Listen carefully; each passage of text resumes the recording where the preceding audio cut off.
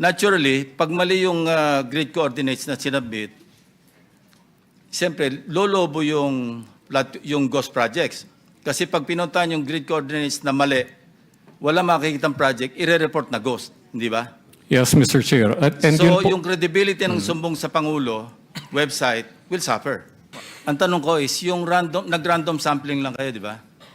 Ilang projects out of the 30,000 all over the country, ilan yung nakita nyo sa random sampling para ma-establish ang pattern? Ilan yung tumama, ilan yung namali?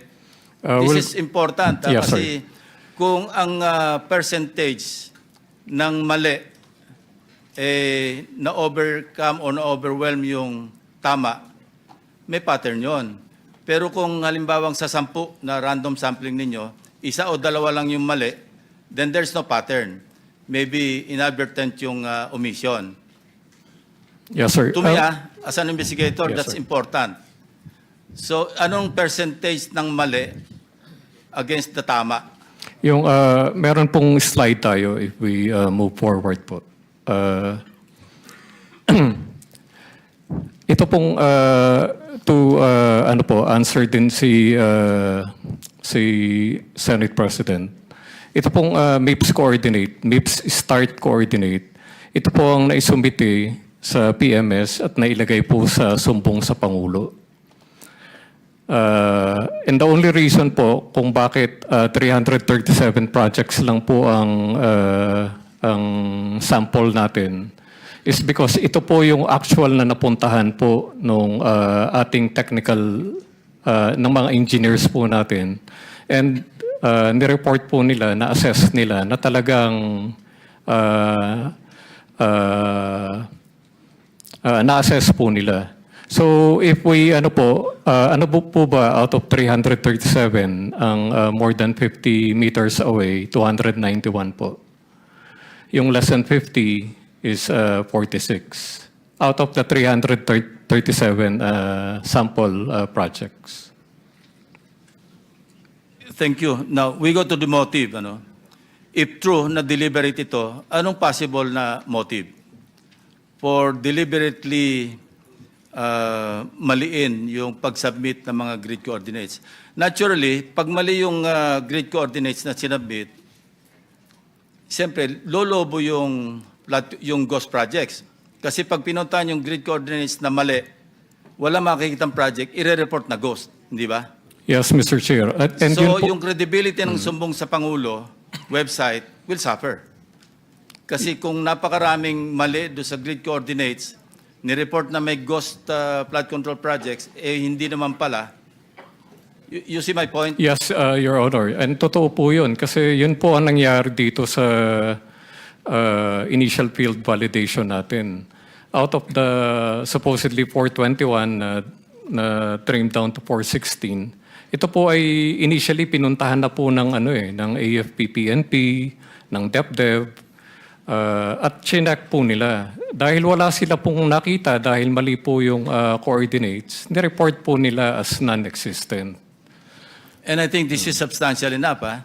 337 out of the 421. Tama ba yun? Yes, Mr. And Chair. out of the 337, 80+% yung malayo, 86% po yung more than 50 meters. more than 50 meters. away. Even pagka less than 50 meters, mali pa rin yun eh.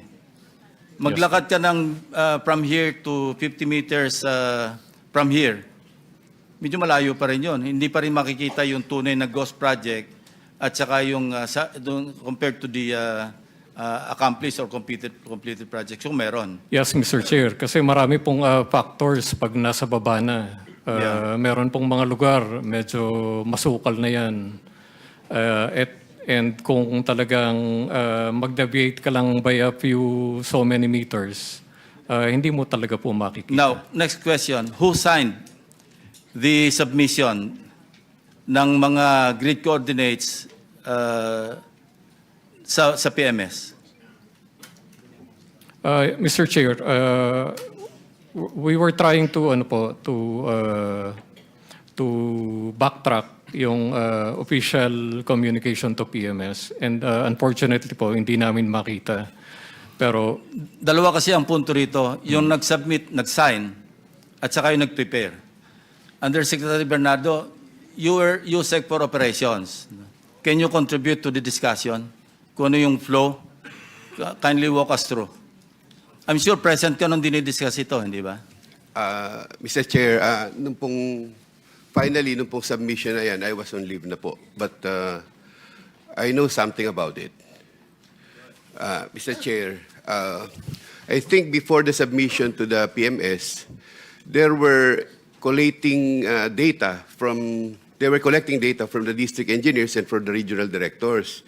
The department is collecting those data. And of course, the regional offices and the district engineering offices submitted coordinates do sa PCMA po, in accordance with the Survey 123. Yan po yung ano namin. Kasi these were actual project construction po na ginagawa. So yan po yung nare-record namin. Only to find out later that the submitted data po sa PMS was MIPS data. MIPS, yun po yun. Yung MIPS data po, yung sinasabi po ni Yusek Visnar. Tapos po, I kept on, because I was on leave on that time, so I was talking with my regional directors. Kindly elaborate, ano ba yung tawag yung mixed data? Ano yun? Multi-year... Mixed or mixed? MIPS po. MIPS. MIPS, sorry. Opo, sir. Sorry po. So, yun po yung dinidiscuss ni Yusek Bisnar kanina. So, I talked to my regional directors and district engineers about it, and I told them to tell to the secretary na bakit ganun, na bakit naman yung nasubmit po na datos ay ang MIPS data, eh, hindi naman po yun yung actual project construction. I mean, if we are trying to find out, of course, yung mga flood control projects, malaki po ang diferensya niyan doon po sa datos ng planning. Kasi minsan po sa loob po ng isang taon, nagbabago po ang linya ng ating mga ilog eh. So yun po, kailangang maging sakto. And I kept on saying na hindi pwedeng mabigyan ng maling coordinates. Kailangan makita natin yung actual bago natin ma-inspection po at makita talaga kung ano talaga yung existence ng projects. That is why, doon po una rin ako nagkondito, sinabi na banggit ko na rin po yun noon dito nung na-invite niyo po ako nung first time. So, ang akin po, ala naman po akong ano doon sa kung it was wrongfully submitted or may intention. Basta ang akin lamang po sana po while the data was submitted only to the PMS, bakit po may mga naiwan naman pong mga tao doon na bakit po hindi kinorek?